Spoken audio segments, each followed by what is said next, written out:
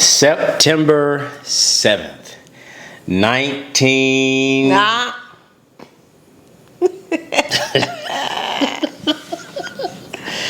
September 7th, that's a special day. And it just passed. Yep. Not only was it Labor Day, but it was... My birthday!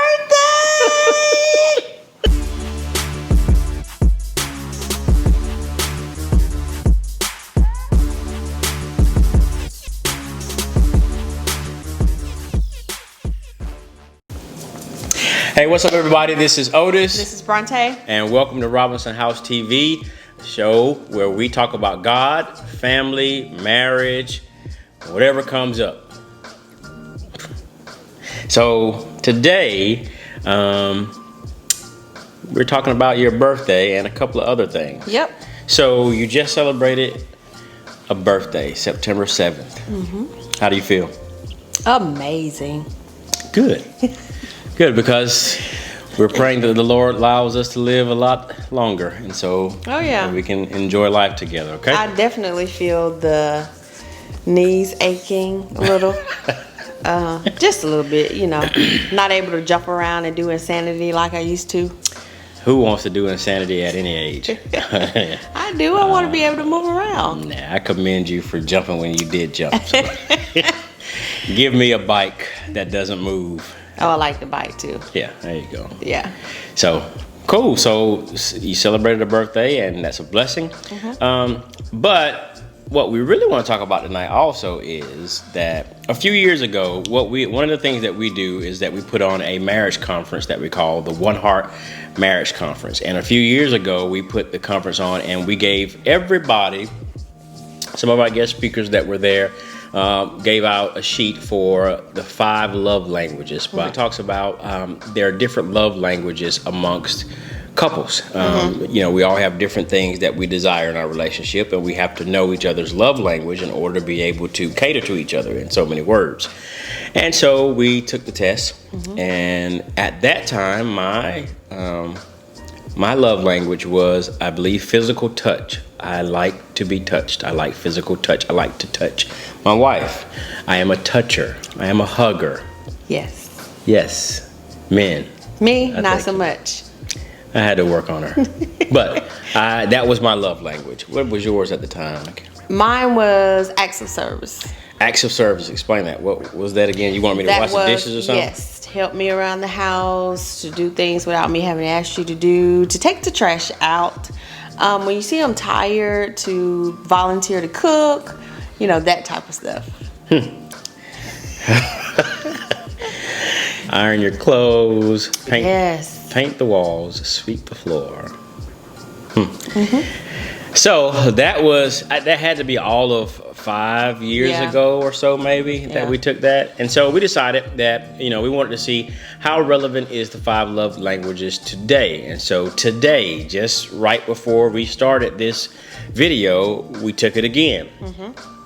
And we don't know the results I know my results and she knows her results, but we haven't shared it with each other. So this is going to be a big thing for both of us to find out. I will say that mine changed. And mine has changed as well. Did it? Yeah. Okay. To my surprise, I didn't think it would change. I didn't think mine would either. It did. Let me pull mine up. Don't try to look and see what. I actually took a picture of mine. I think I emailed it to myself, just in case I would forget. And so when we think about love languages, we all have a love language. We all have something that we like out of our relationship. And so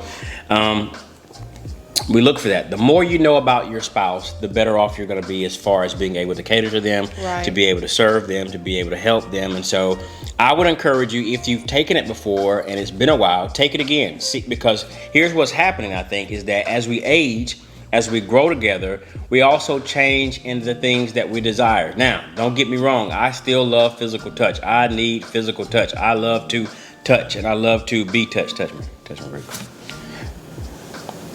I love to be touched. And so I have not lost that, but it does show that as we grow in our relationship, that things might modify a little bit. And then, you know, as we mature, you know, as you go through different phases of life, you need different things, and that's why it's important for us to continue to learn each other. In relationships, you never stop learning each other. And so let's see. All right, I'm gonna let you go first. Ladies first. All right, So yours was before mine was acts of service. Okay.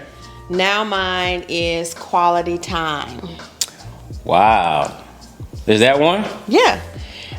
It's 30% quality time, and the next one is acts of service at 23%. Okay. So you're still there. But my top love language is quality time. It's my primary love language. That's what it So is. you want to be with me. Quality time. So you want to be with me. That doesn't mean just being in your presence with you on your phone. That's not how I feel about it. You want to be with me. Whatever. Okay, quality time. So quality time is meaningful time together where we sit together, we communicate to each other or with each other, and we make it count. Right. What's yours? All right, so 5 years ago or so, mine was physical touch. I think I said that. I don't know what's happening to me. What is it? Feels so off. You know what I mean? What is it? Mine has changed to, this just don't feel right. Oh my gosh. Words of affirmation. What? Exactly. Words of affirmation means actions don't always speak louder than words. If this is your love language, unsolicited compliments mean the world to you. Hearing the words "I love you" are important. Hearing the reasons behind that love sends your spirits skyward. Wow, I would have never Neither would I. known I that. think I'm gonna take it again. But words of affirmation is at 35%. Receiving gifts is at 3%, which is one of them. Acts of service, your original is 10%. Physical touch, my original is 19%. And then quality time for me is 32%. So I'm pretty close on the quality time and the words of affirmation. Yeah, so you're 35 and 32. Yeah. Words of affirmation. Here's why we're both struggling with that. For me, I am not, I don't have to have people pat me on the back all the time, and that's not to say that I don't like that. It's just that it's not my driving force, I guess, in our relationship. But you're good at saying, "Oh, I love you, honey," or "You did a great job today on this." I'm kind of puzzled at that test now because I told you. Well, guys, it doesn't mean that. It's just a gauge. It's something that you can use to gauge what your boyfriend, girlfriend, your husband, your wife needs. Okay? So I'm going to take that into consideration and do more words of affirmation since you did score high in that area. But I believe it's a little skewed. I don't know if maybe you weren't in the right frame of mind when you took the test or something. I was hungry.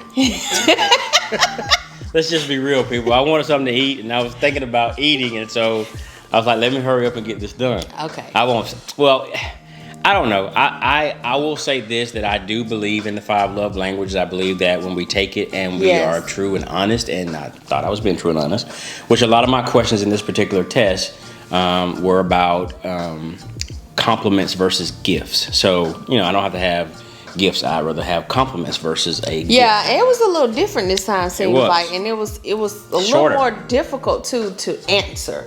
Like, it was like, man, I really could have both of these. So you just really had to pick one. But anyway, it's neither here nor there. We just use it as a gauge to help you in your relationship, knowing that you pick the 2 highest ones and you try to work on those things, because we can do things that we need, right?